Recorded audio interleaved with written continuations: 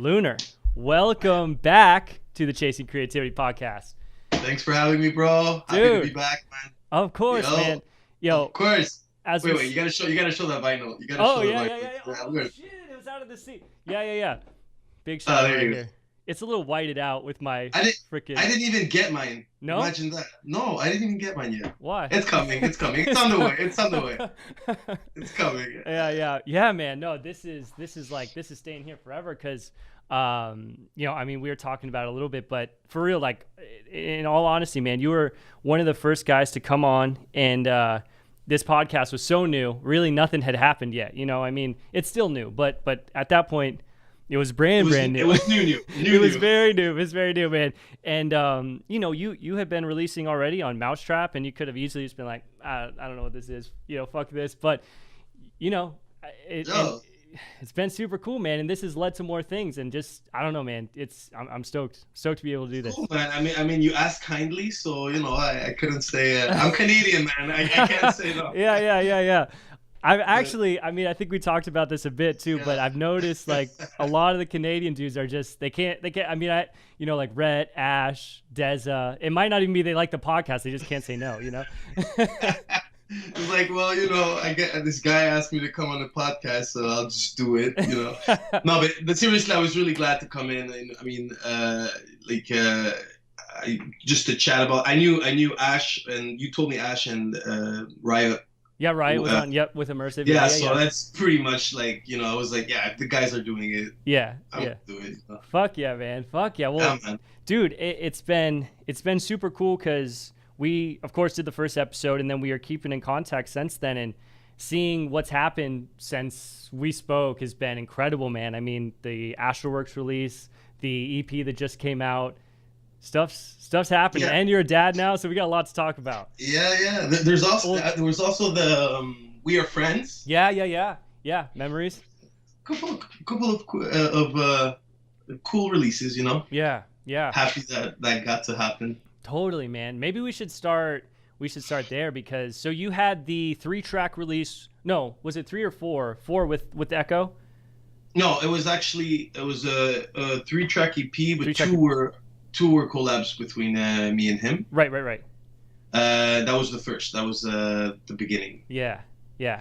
And yeah, man, it's just riding the wave. Yeah. Doing music, and things just come. Things are just adding up in a way, and I'm blessed, man. I'm happy how things are going, and especially the Astralwerks release. That one was it still is. It's very special, Yeah. To have vinyls. Yeah. Printed out. It's like really okay, nice, and I'm stoked about like where to go now. Where next, Right. Because I remember, and just to tie, maybe if there's new listeners that didn't listen to the first episode.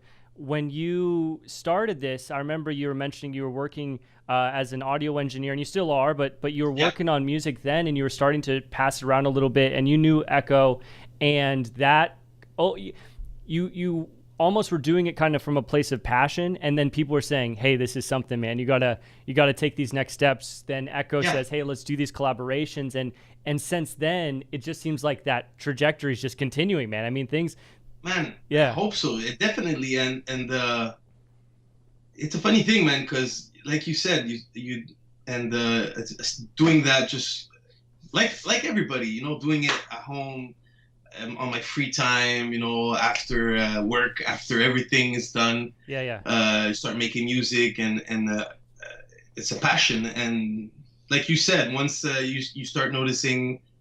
Other people liking this, and people around the world, and that's what's most exciting. Is you're in the States. Yeah. Like Tim. We know him commonly. He's in Germany. And meeting people everywhere, just talking about, and that motivates you to try to bring it to another level. And obviously, if labels are interested in all that, but what's funny is. Right now, where I am now, today, I want to go back to that state of mind where I'm just doing this for the pure fun. Right. Because it's like it gives a certain pressure in a way, And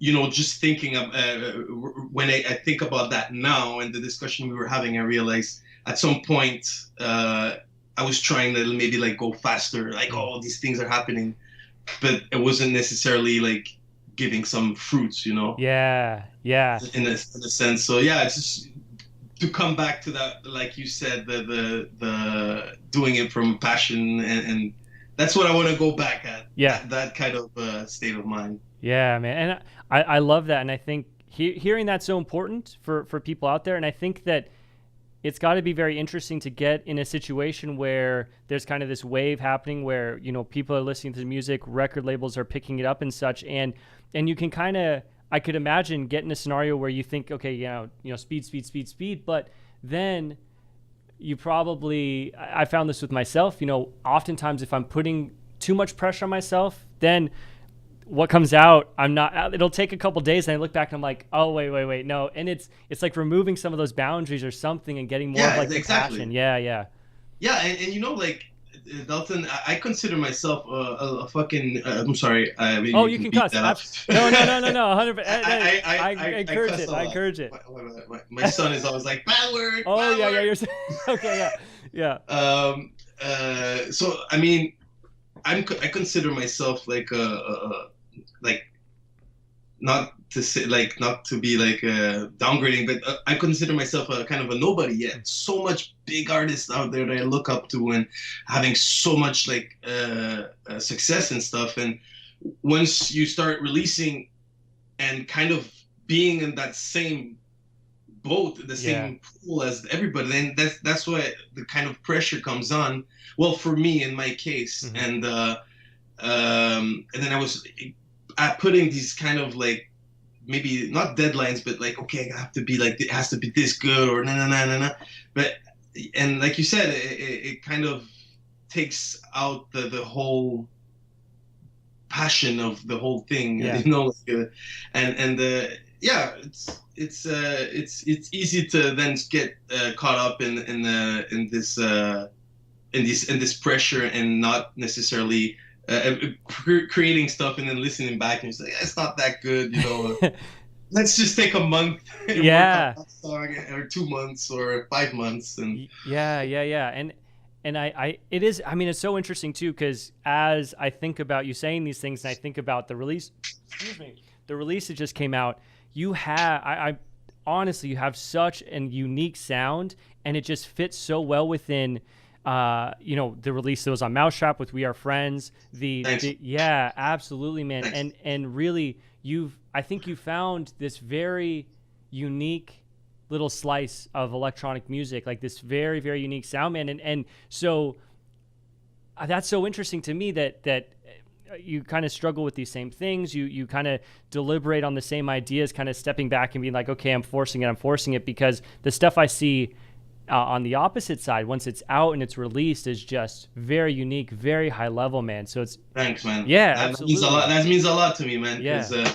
And I mean, like we were talking earlier, I had a kid at the same time. The same day the Memories actually dropped on We Are Friends. That same day I was at the hospital, and that was a good day. My wife was, it was a great day. Yeah. It was a great day. It was like putting out 2 babies at the same time in the world. Obviously, one is going to stay with me a lot more time. Right. But and at that point, you know, I had like 3 months off of work. I was like, man, I'm going to make so much music. I'm going to finish all these projects. And if some of these people listening are maybe people I have projects with, that like be like, yeah, we were supposed to finish this project. And I had so much on the table, you know, there's music and all that. That's beautiful. That's life. But there's the real life, you know, the paying the bills and taking care of this and everything. And I had 3 months off work. I was like, I'm going to do so much. But I ended up doing like almost nothing. Obviously, the baby is a lot of work. And I guess my first one was kind of easier. And the second one got us a little bit by surprise. More demanding, and then it's un cercle vicieux in French, like a circle, you know, like that brings the then you're tired, you do less music, but then you have this pressure, this gives you more, and then boom, boom, boom, and then 3 months pass, and I was like, oh fuck, I didn't do like not even a quarter of what I thought I was gonna do, but projects still pile up. Right. And you got stuff with labels lined up, and so there's where for me I hit like this kind of wall where I said, okay, like this is not like how I want this to be for me. I want to like, maybe just release 4 songs a year, 2 songs a year, or maybe more if it happens, but just take the time and say, I was trying maybe to say yes and take up a lot of stuff, because obviously that's what you see everybody fucking releasing every day, like I released this next day, somebody else just already releasing. I'm like, wow, this is so good, I have to make new music. yeah And it goes fast, man. But yeah, so that for me was like I like it took a personal kind of not a vow, but like a decision where I said, you know what, I'm just gonna go with the flow. And what's funny is this EP that just came out. The EP that just came out is a project that has been on the table for a year, even more than a year. Initially, it was 1 track. It was Oblivion. That I had sent out a couple of places, and nothing really was happening. And then my friend Christian 28. Oh yeah, 28 million. He was like, yo, send it to Understated. And I was like, yeah, fuck it, let's do it. And great guys. I mean, Andrew from Understated is super cool, super like smooth guy, and he really opened. I sent the music. He was like, yo, this is great. He like right away, and then I offered, hey, maybe I could add some more tracks to that, and I added 2 more tracks, and one thing led to another thing. I added the 4th track, who actually wasn't gonna make it to the EP until like maybe 1 month before, because I was like, I don't like it, and Andrew was like, you gotta put this song, it's amazing. It's Runaway. Oh, I do. I love that song. Yeah. And then from a producer's, like when I hear the song, for me it's my favorite, because it's just everything works well, but the whole story behind it for me is like, to think I wasn't gonna put it, and then Numa jumped on it and stuff, and now it's like, for me it's my favorite. Oh, it's beautiful. So then that process a little bit was, there was so did it kind of all come together when Numa jumped on it and had the vocal part? Well, you kind of felt it take the shape? Before I sent it to Numa, I wanted to make really sure I was gonna make it part of the thing. So I think I just at one point, what's hard about these songs, what I wanted to say at the end is, they've been there for so long. When it was the time to finish them, it's like open a project you started a year and a half, and it was like, so it's not like I'm just gonna work on it, see where this goes. It's like, oh shit, I have to finish this, because this is going out to the world. And then you open it and you're like, you're somewhere else. Like I'm listening to this like, oh man, I want to change the whole riff here. Oh man, I should. But then, man, you change one thing. It opens up. It's just like a ball of yarn. Yeah. And so that was the struggle with this EP to finish it, because some were even done, and I listened back, and when I opened it, I was like, oh my god, how can I release this? I can't release this, like well, that's everyone. Obviously, and maybe I would have released it and nobody would have said nothing, but for me, I got you. I was like, oh. And so when for Runaway, when Numa, this girl is amazing, by the way. I mean, I just love working with her, because it's like you send her a track, and like 2 hours later, she's like, it's like, yeah. Here are like 3 versions. Here are the stems. Yeah. And you're like, whoa, and it's always good. Like I never had to be like, oh, I'm not sure about this part. It's like she sends something to me, like, fuck, I'll take it. I'll take 2. Yeah, I'll take 2.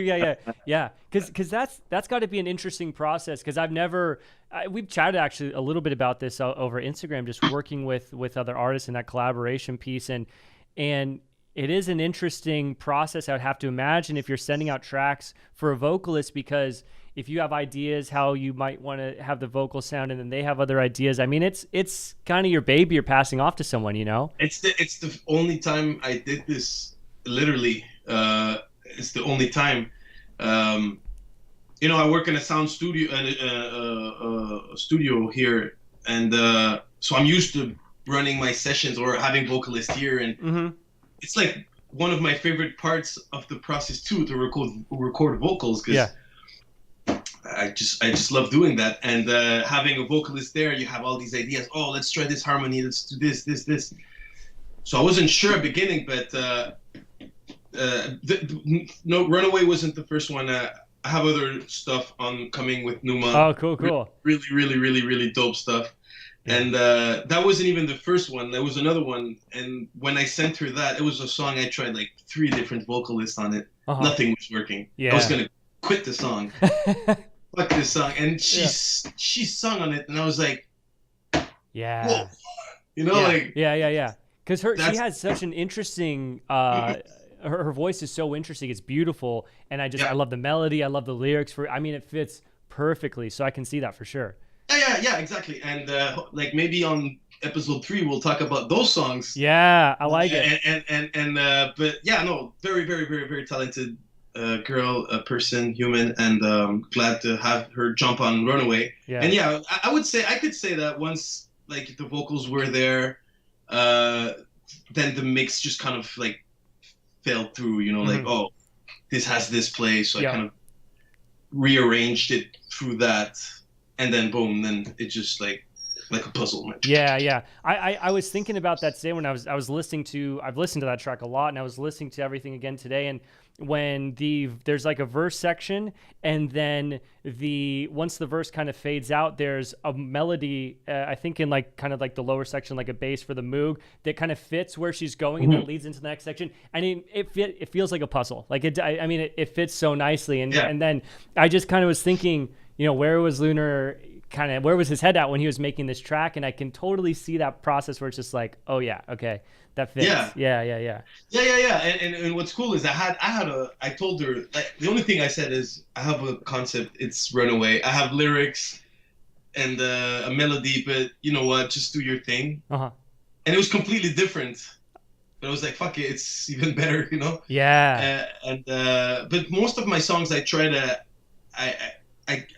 while I do them, I always get like when I have vocals, I always kind of hum the melody. Like while I'm working, it just comes to me, or I'm listening to it. I listen a lot to my stuff, like on the way to work and back. And I always like sing random lyrics and stuff. And most of the tracks that have, well, I don't have a lot of tracks with vocals, but the ones that is Memories and Sea of Tranquility. Same thing for Shadows. Shadows though, that was like more like Maxim, who just kind of, it was almost like a freestyle. I told him like, these are words, these are melodies. We recorded it together, and he did like 2-3 takes, and I was like, thanks. Yeah. That's all I need. Yeah. Is he local? Yeah. I work with him. He's a friend from work. Oh, cool. Became a friend also out of work, and he's folk music. Oh, cool. Yeah, he has a very interesting voice. Yeah, and completely different styles. Yep. You know, like completely different styles. So it was fun to like just try it out, and it worked really good. You know. Yeah. It's the same vocalist I used on Memories. Okay. Yeah, I was actually interested to know that, because that's one thing I love about your music. When we were talking about this last time, is that the vocal parts are they're so unique, and especially I was thinking Memories was a great example, because it just I think unique is the only way to put it, and how they fit in the mix, and the melodies and the sound processing you apply to the vocal tracks themselves can be so interesting. That's basically just a lot of distortion, man. I don't know why. You know, my boss, who's also a friend, he when we when I do final mixes, I always come to him. He's a big key. He's like my secret weapon. And finishing tracks, because you know when you work a track a long time, you always need a second pair of ears. Somebody to be like, this is not working. Your kick is way blah blah blah. And he's always like, why do you add so much distortion? There's too much distortion. I'm like, no man. You don't know techno. He's like, You're like, this one stays. Yeah, it's like, but it's funny. He's always mentioning that. But yeah, I even got on memories people sending me messages like, "Yo, song's really dope, but like, what are the lyrics saying?" You know? I can't understand. I can't make what they're saying. And I kind of like that actually. You know? I do too. Yeah. To have the voice act like as an instrument a bit, and not just like a vocal on the track. Yeah, I found that with myself when I listen to music. I never, and this is like late in life, I feel like that I realized this. I don't actually a lot of times listen to the lyrics. I'm only thinking about the vocal melody, and when I will think about vocal tracks for something I'm working on, I don't think in I don't think I could write lyrics for the life of me. It's not, but melody makes more sense, you know. So it's almost like you're just using the voice as an instrument. Yeah. But the trick is simple, man. You just you hum words that would sound like what you would like to hear, and then you just like, okay, I don't know. It's yeah. When I was in Memories, I was just like humming that, then I started just saying words, and I don't have a fight with my wife, but we had like this argument at that time, and I kind of started singing it like to her, like, I think about you always, and like kind of, and then I was like, oh wait, oh, that's cool. Think about you always, and then I kind of wrote it that way, and then Maxim just interpreted. Interpreted? Yeah. Okay. That word. Yeah. And gave it that color and his touch to it, and the rest is. Man. It's so cool, dude, for real. And I mean, it's just and I know I keep kind of mentioning this, but just seeing that process of this has been one of the coolest things about this. Honestly, like, coolest thing about this podcast is getting to be buddies with you and people like you, and just see this trajectory, because you had the first Mousetrap release with Echo, and just to see this stuff come from here and develop this unique sound and see where it's going is so sick, man. I love it, dude.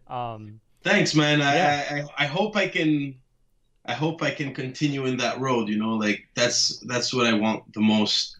Just to continue like finding that, like, it's so good to hear when somebody says that, because I still feel like I'm still defining I still haven't found like made those tracks that I can say like, this is like who I am, this is as an artist. Right. I feel you. Yeah. Constantly, I think we're all constantly looking for that. Yeah. And Path of Totality for me was like, this is like my world. In a way. And I knew it wasn't going to be the more like techno club tracks. I knew they weren't going to be like these like bangers. But although Oblivion is pretty banging. But I really wanted just something like where each, like the sounds of it and every synth from like in some songs I used like almost the same patch just to connect from one song to the other, because it's like if it was one song in a way, and I had this concept at the beginning where I wanted to release the EP as one big song to like cool. Continuous mix. I should have done it. I think I still will do it. Maybe. Yeah. But so like to have like this and in between the songs is like mixed, but with little sound effects or something, and just like so you it's like a 20-minute song basically. Oh, that'd be sweet. Yeah. That's what I wanted to do at the beginning, but I don't know. I guess that idea got lost in the process. That's like a lot of ideas. I feel like in this process with me, with everyone, it's like good ideas come up, and then it's like, And then you think back like, oh yeah, it's true. That was a good idea. Exactly. But yeah, thanks, man. Thanks for that. It means a lot. And I hope I can continue, like, working that sound and eventually make. Sorry, no, I didn't mean to. I didn't mean to. Oh no, go ahead. You didn't interrupt. Go ahead.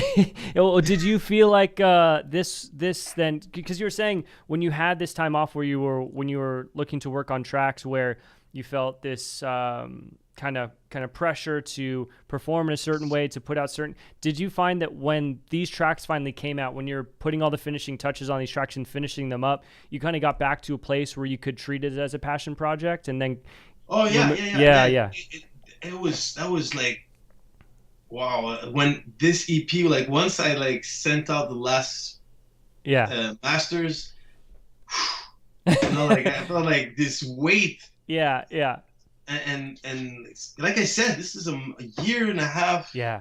Like pushing it back, and then Astralwerks is interested in Oblivion. Then the EP's got to wait because now we're gonna release with Astralwerks. So then this whole process was out Astralwerks, and then trying to base the release on what the label's gonna do. Like, if we decide to release it that date, well, we're gonna have to wait until then. And I guess there's also a part of me that's just a bit like over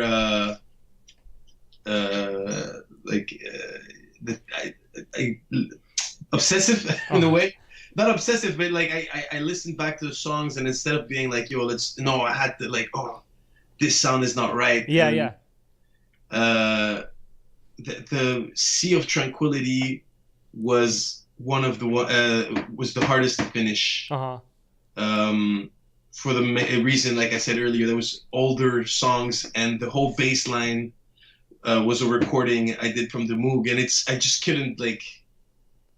It sounded muddy. Like, if I could send you like the kind of the mix I had there, and it wasn't happening. It wasn't working good.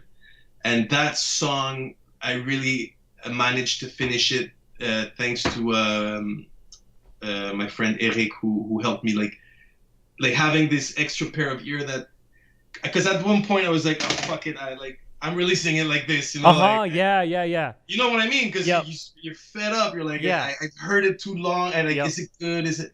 And he just jumped on it, and just like, hey, like, just move things around in the mix. Right. Take off this EQ. Basically, he just muted. Basically, he just muted a bunch of my stuff. It sounds good, So it's a lot of hours, so once that was released it was like, now I'm back to I've just started making music this week, to be honest. This Wednesday or Tuesday, this week I just started, like, I put all my setup back, and now I'm like, you're back. It's got to be crazy with a baby. I mean, that's something I have not experienced. I think we had the same conversation, but I haven't experienced yet. Girlfriend and I talk about it. It's definitely on. It's going to happen at some point down the road a little bit, but I would imagine that's got to be because you want to spend. There's first just so many responsibilities associated with that time, all these things, but you want to balance all these things. I would imagine it's crazy.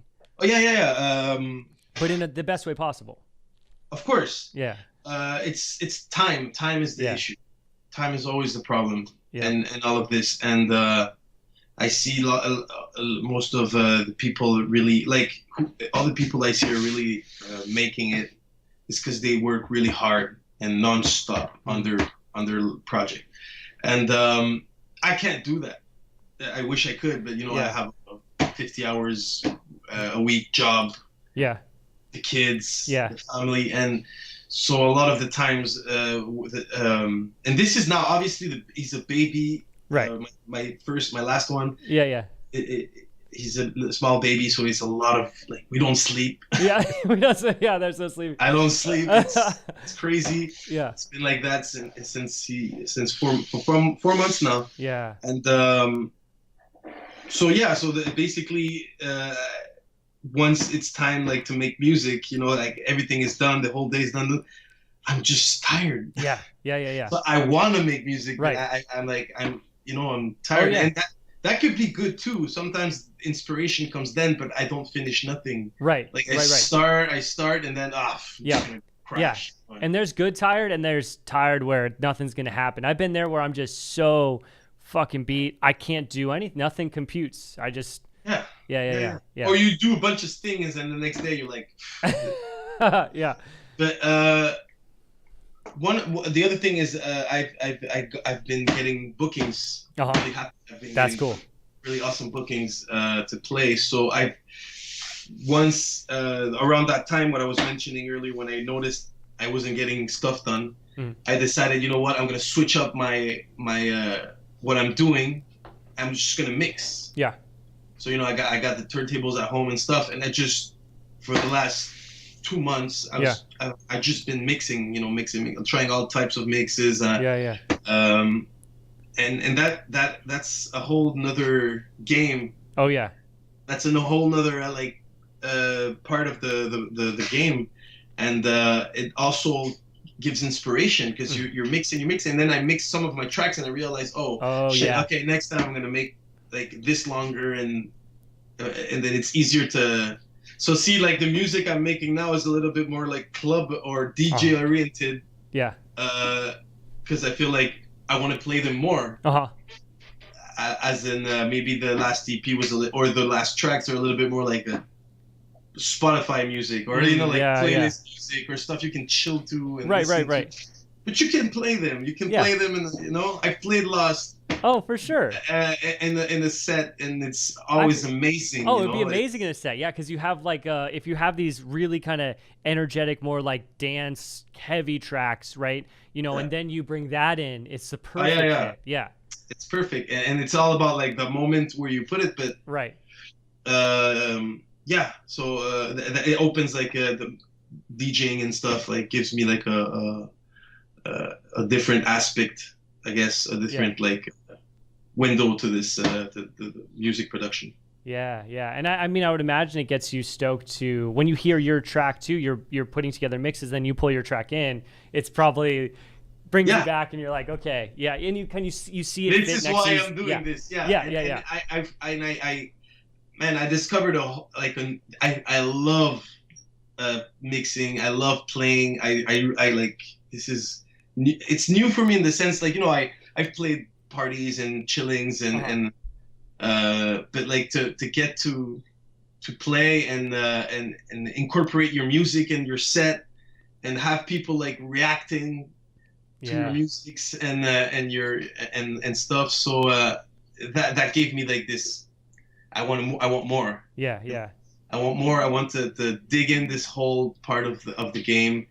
And that's for me. That's like a big next step. I want to continue like perfecting the most. Definitely. I would imagine having people, as you mentioned, like react to your sets, react to your music would be the craziest feeling.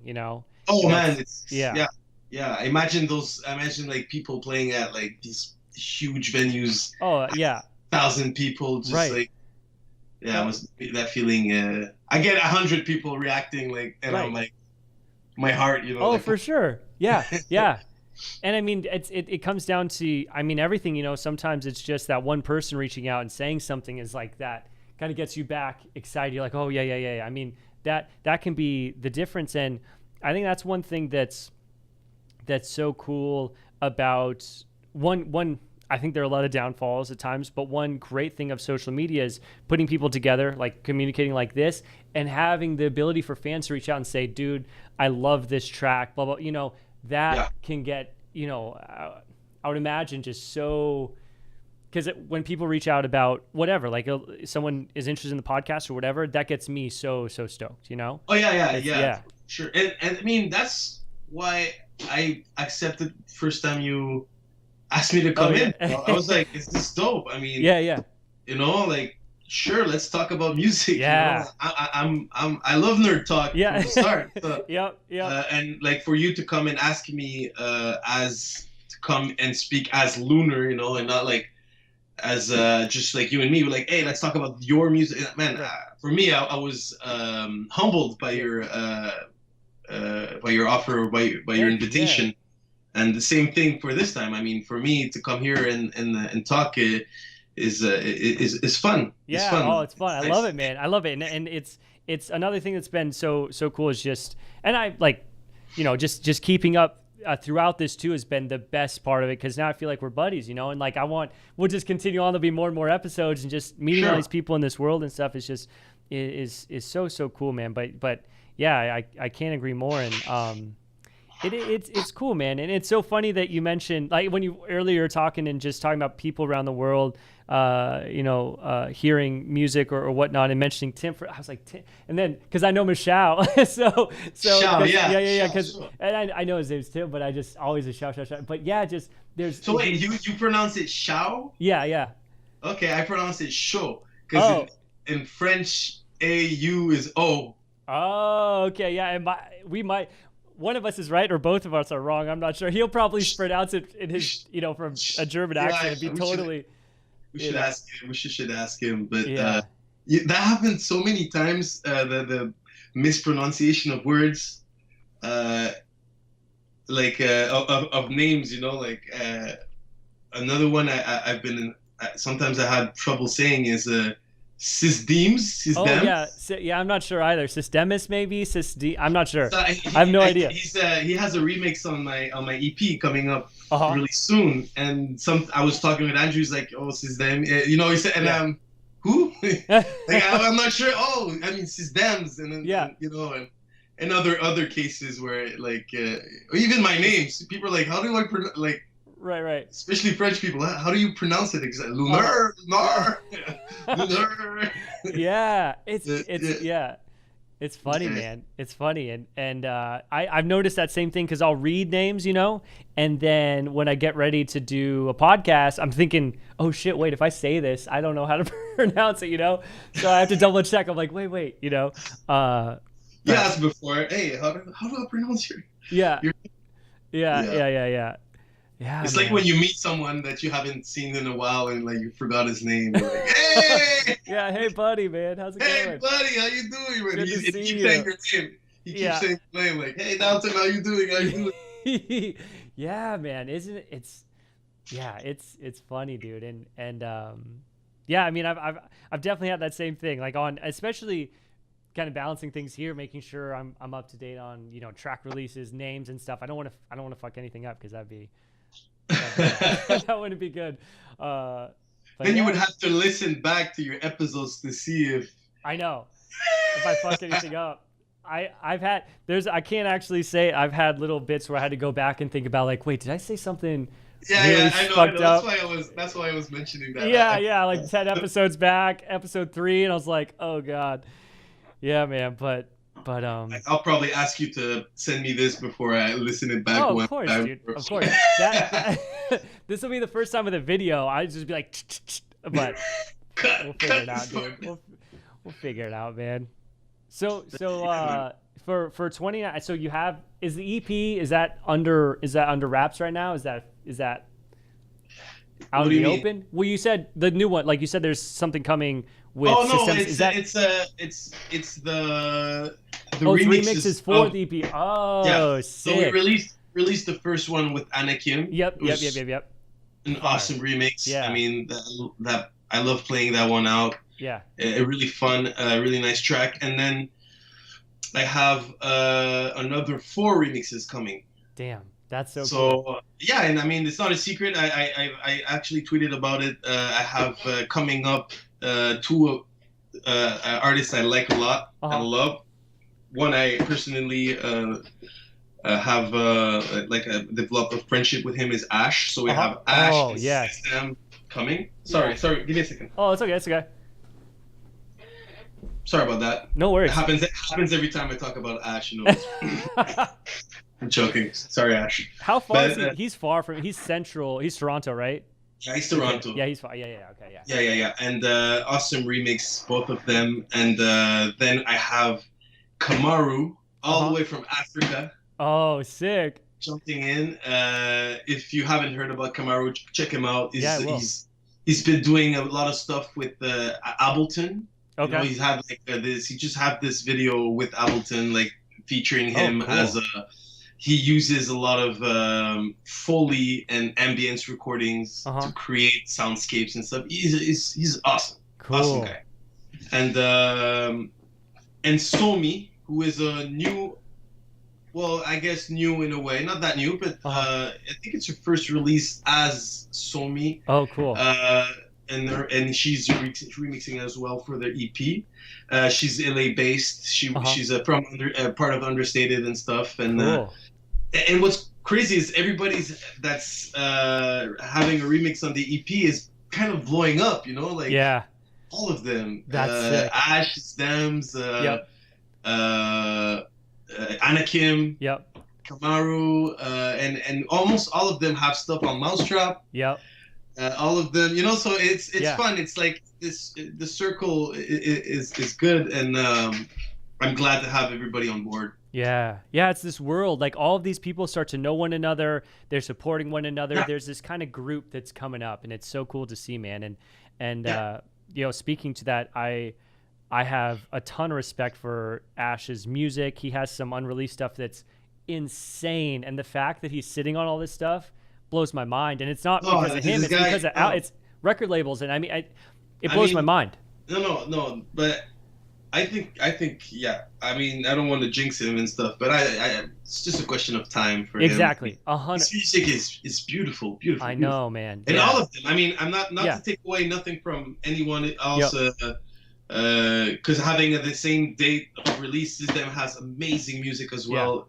I really like it's proggy, like nostalgia, kind of like big first Deadmau5 type of stuff. Really well executed, but indeed Ash has some like make you like cry, beautiful music, and so unique, man. It is. He's one guy I love. Everyone who I've been able to speak with, for real, I love everyone's music, and but being able to hear some of his unreleased stuff, I'm like scratching my head sometimes. I'm like, what? But as you say, I think it's a matter of time. No, definitely. And I love when Ash sends me like his new stuff, or like and he's like, I like it because he's like, he sends like a care package like not long after, like, oh, here's like a 120 BPM version of it. Here's a I'm like, this guy works a lot, you know, and like, I just made like 150 new video loops for my project. Like, dude, this is amazing. And you know, like, he deserves like his shot, definitely, because I know he's been putting in the work. So I'm really excited to have all these amazing hardworking artists on the album, because you know, I think they kind of all reflect a bit of I kind of except Them, who came to me through the label, and I mean when he came, it was like, you know, like not Destiny, but like fuck yeah, it was like the perfect addition. But I kind of try to choose each person that jumped in because of their like their sound or their branding or stuff. It's like this might work so well with like what I'm doing, and so that's the next step for music. That's it. For this, and it's a couple of weeks, man. It's coming like really soon. Awesome, man. Awesome. Well, that actually might line up pretty well. Yeah, I mean, this will be out a little bit beforehand, but it'll line up close enough, man. We'll definitely promote the hell out of it. That'll be sick, dude. Awesome, bro. Fuck yeah. Thanks, of course. Man. Dude, of course. That's my way I can do whatever. But yeah, dude, I'm so stoked to see that stuff coming. So then for, you mentioned that you're doing more shows and such. Is there thoughts of starting to do a little bit of the festival stuff, playing a little bit more shows here and there? I know Canada coming into the States is a bitch because it's Yeah, well, I mean, man, festivals is not what is missing here, and especially Montreal, man. It's fucking festival city. Yeah, like yeah. literally, electronic music festivals during summer. There's like 6 major ones. You know, like all the big art, everybody. It's huge. It gets really huge. So obviously for this summer, I guess I'm a bit late, unless something comes up and like, you know, I'll take it. But usually, you know, like these things are booked. Right. So I'm kind of looking already to later or maybe the winter. But the thing is, I'm not a sign with any management or anything. So everything that I've that has come to me right now, I kind of like plugged myself in. Got you know, obviously, right contacts always help. But like, you know, I got to open with Atlas and Fair Play. Oh yeah, a long time ago. That was really nice. I played after hours here in Montreal called the Circus. I mean, I've seen. First time I went to that club, I saw Avicii as Timberg playing after hours music, like techno, like, you know. Wow. And that was a long time ago. A long time ago. I think he was like 19. You know, like it was a long time ago, and I got to play there now. I played there 3 weeks ago, and I was from 3 a.m. to 5 a.m. So, you know, people are in the vibe. Yeah. Oh, for sure. Like, people that come to party at that time are not like sipping water. You know what I mean? Right. So that was fun because the reaction it was my first set where I had like a peak hour as well, and I mean, feeling the energy. Yeah. And it wasn't like packed. You know, it was just a decent amount of people, more than I was expecting. Yeah.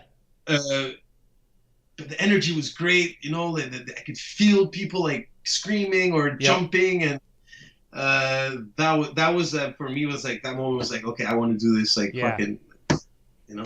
And I have another one coming in July, which is with Martin Roth, who's a Ajuna Deep OG.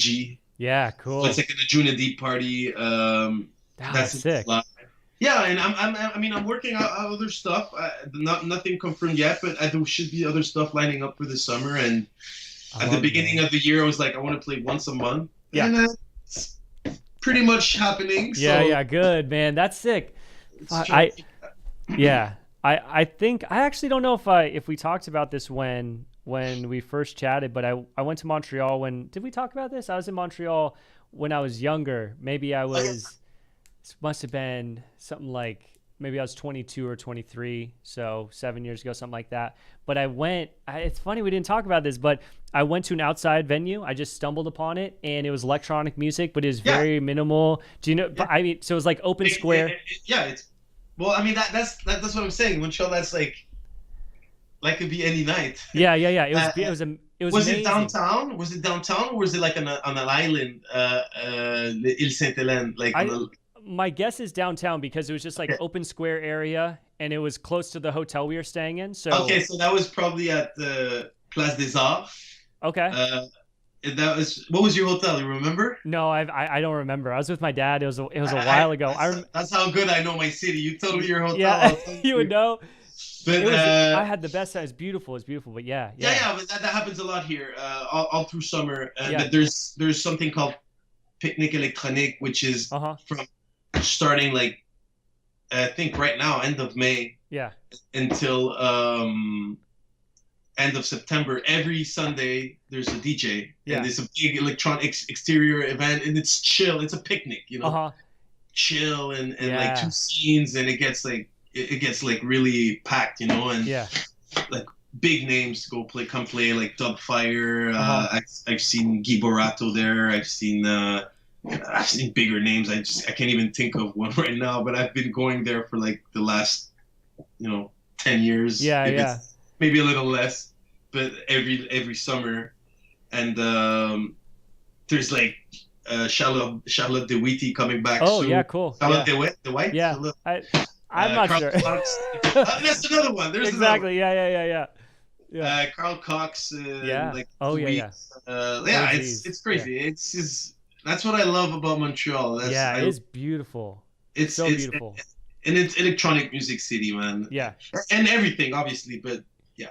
It was so amazing because I was there. My dad had gone back to his hotel, or maybe he was with me at this point. I think I just stumbled upon it. I wasn't with him.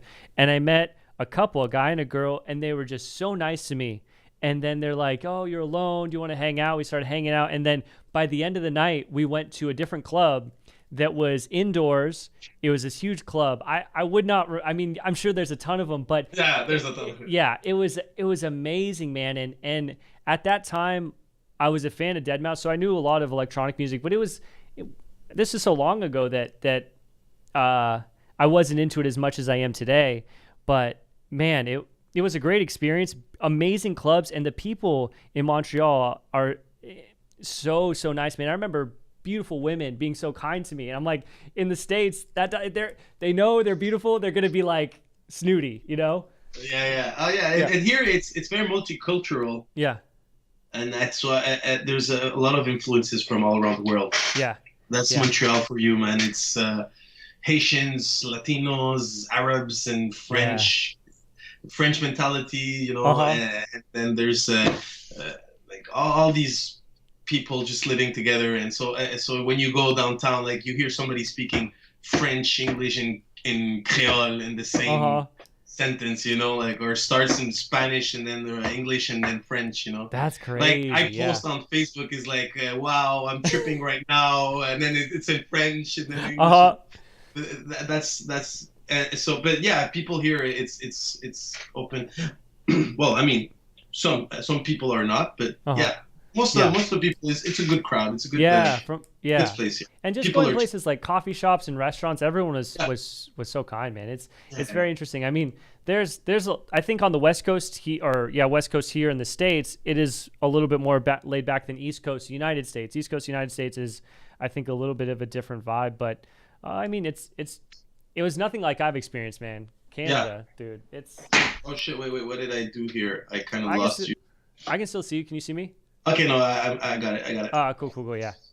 But yeah, man, this is so cool, and seeing, you know, how this is all transpired, and to see, you know, this release with Astralwerks. I mean, I remember chatting with SCHAU and just mentioning, I mean, you just the how kind you are to everyone, myself included. I think it just like you like pull like.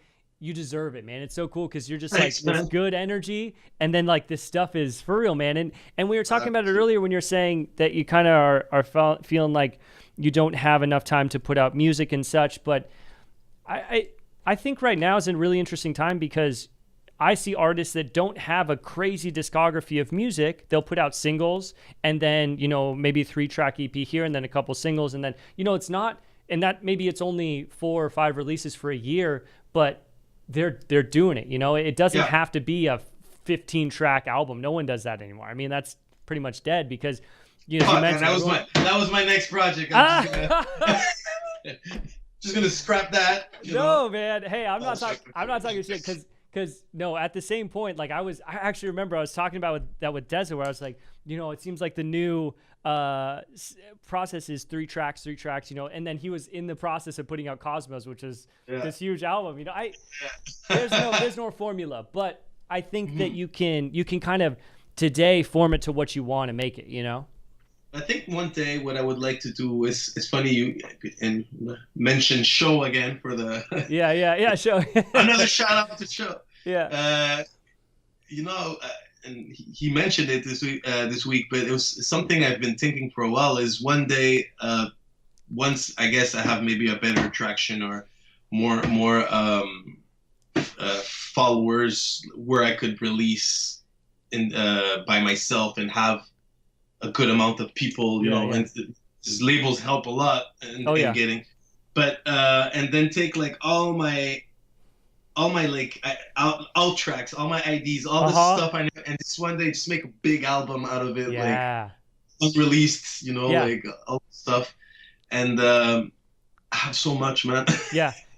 But you know, I mean, I do I think that's a really beautiful point, because how I see it is I've definitely put myself in this same boat 100%, where I will find myself focusing on, a small set, a small number of tracks. I'm thinking to myself, okay, these have to be, exactly representative of what I want to do. But then I take a step back and you look at someone like Deadmau5, and I think the fact that he has so much music that's also different, you understand him as an artist in a different way, just because there can be these they're one-offs that he doesn't really know what it is, but it's still released, But since there's so much music, it's this whole encompassing, beautiful thing. You know what I'm saying? So 100%, man. Yeah. I think that's what like, I when I started listening to Deadmau5, I think I mentioned that before, but I didn't really like electronic music that much at that point, like some tracks, but when you like,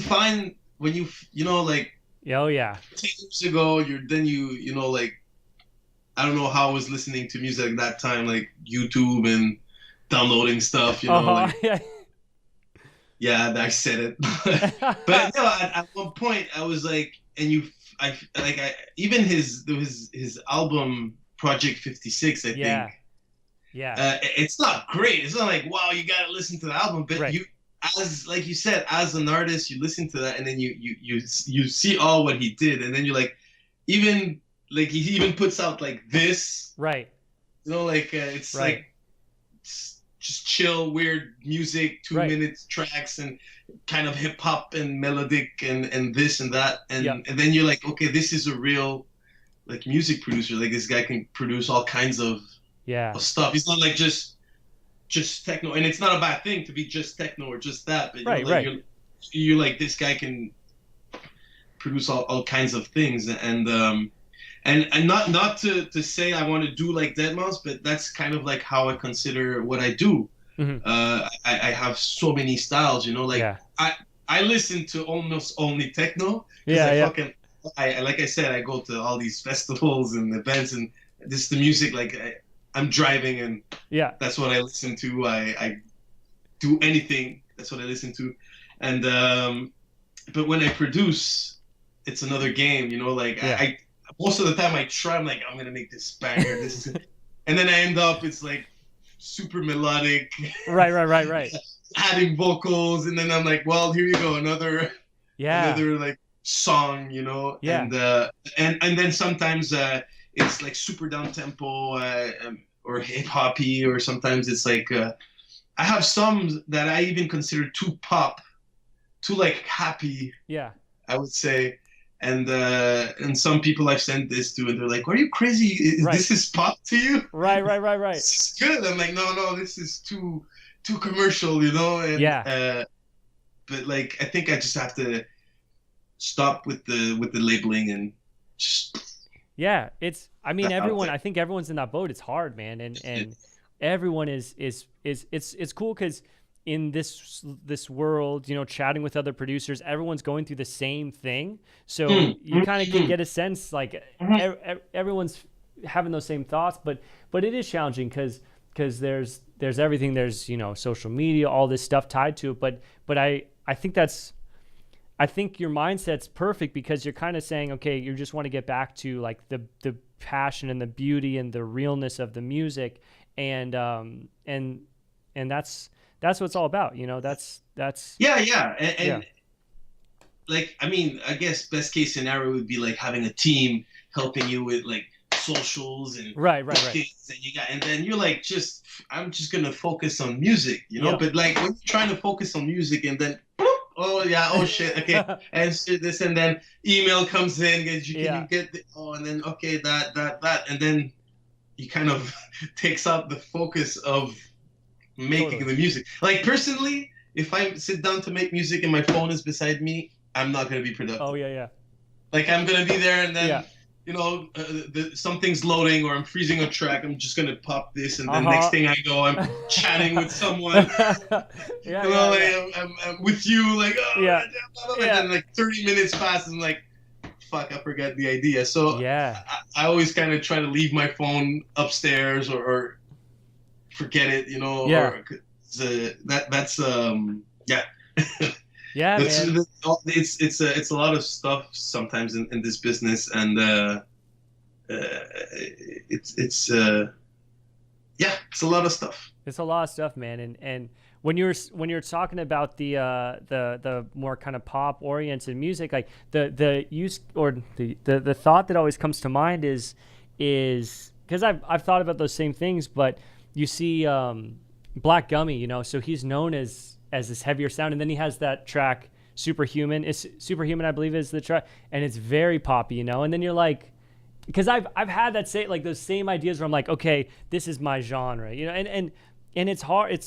You kind of have to like look at it and be like, oh wait, you know, there's these other things going on, and at least for myself, that's helped. And when you mention where you kind of sit down to make a certain style of music and then something else comes out, man, that's the beauty of the whole thing, because I think that's your sound, you know, that's your sound. And that's like the stuff that you're putting out now that everyone's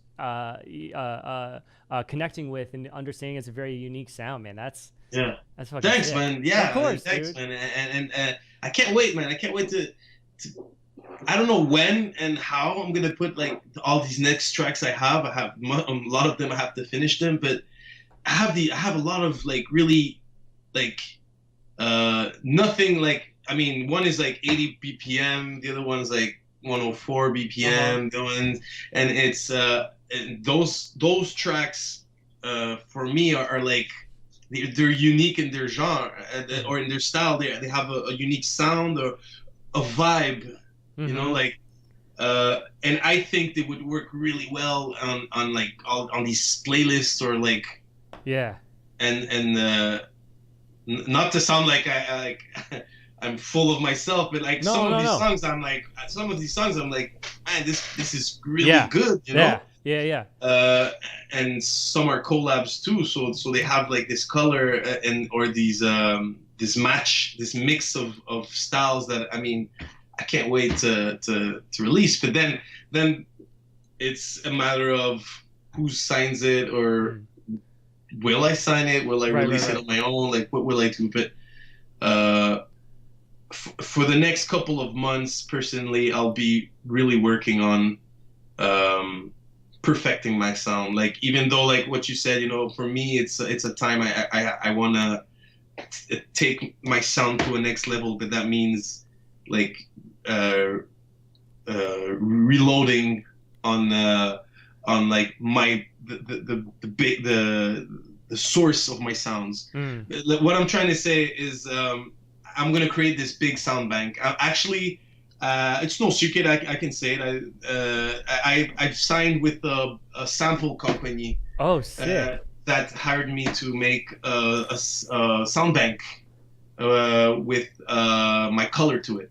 Oh, dude. So, yeah, and I'm really stoked for this project. Yeah. And I've always wanted to do this. I'm a sound engineer for some years now, 8 years and 7 years. And I've always told myself, even from when I was in school, like, and I was like, one day I want to do this sound bank.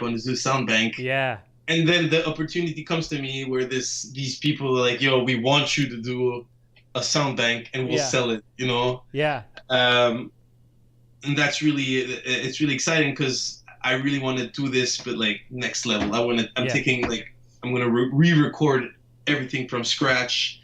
So like real drums, all types of perks, some Foley, drum machines, and I'm renting out in a couple of weeks a studio up north, and it's like a shack, like a nice shack, but it's a recording studio inside. I'm just gonna rent out a whole weekend, and with a drummer and a friend of mine who's a drummer and stuff. I'm just gonna record all kinds of samples and and create this sound bank.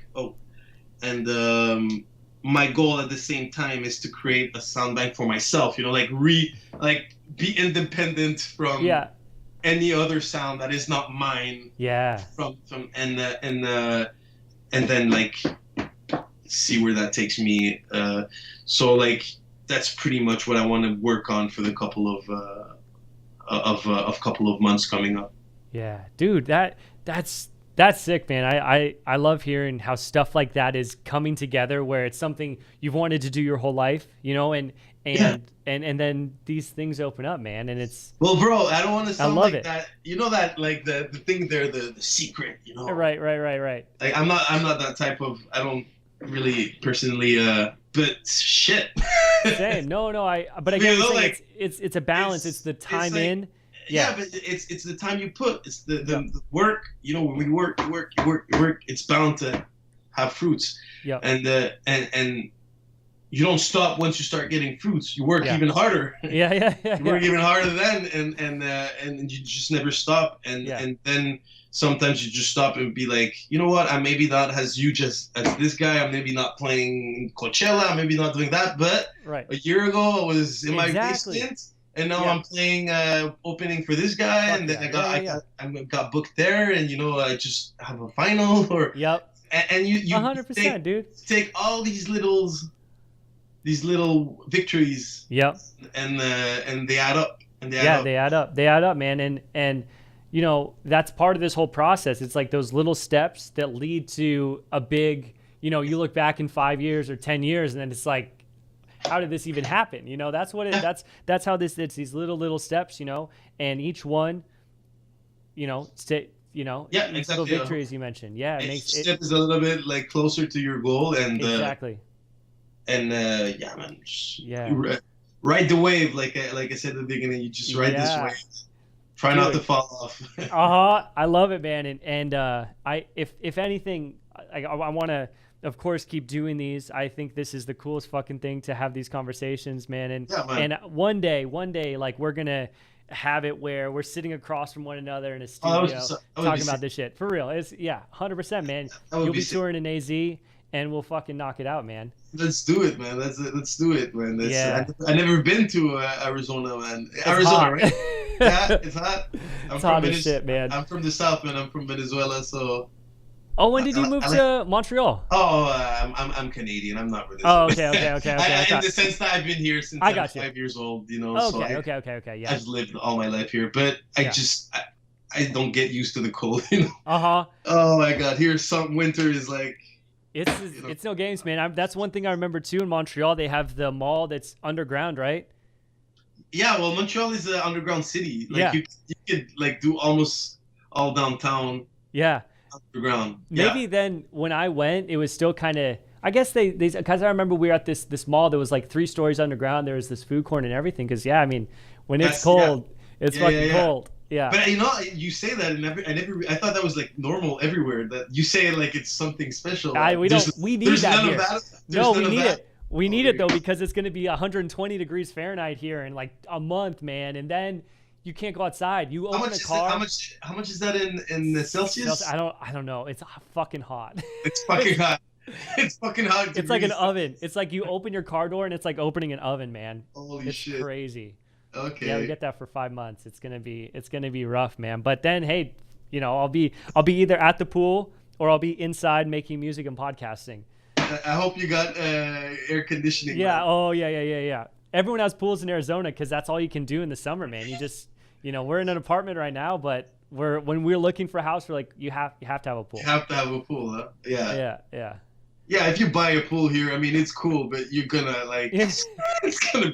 At least you try to turn it into a ice rink. Yeah. It's a waste in a sense. It gets hot during summer though, humid, but it's the winter is longer. Yeah. Yeah.